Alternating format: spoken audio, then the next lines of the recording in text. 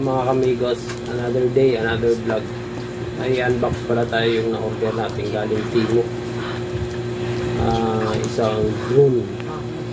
May mga libre pala silang ano, mga items. Yung libre nila itong nakuha ko na ano, screen protector ng laptop and then isang casing. Hindi na masama yun. At least libre ko. Alright, ay unbox natin itong na-order natin mga kamigos. Alright, ito pala yung laman ng box natin mga kamigos. Ito yung E99 drone na budget belt. Ito yung drone. Right. And then ito yung remote controller niya. May kasama ng screen mga kamigos. Hindi na masama sa first timer na ano, pagkaroon ng drone kasi yung medyo mahal ipunan nga natin. May kasamang mga previous yung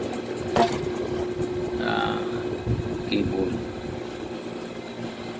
type C, and then may kasamang USB na ano, Microsoft. May libre yung ano, tropiller niya mga kamigos. And ito yung kasama niya ano, protector ng yung dito sa ano. Right. Abangan nyo mga kamigos yung ano natin, yung pagpapalipad natin ng drone. Alright, thank you mga kamigos. Keep watching na lang pag napalipad na natin. Magaling na ako ma. Subukan natin kung magana.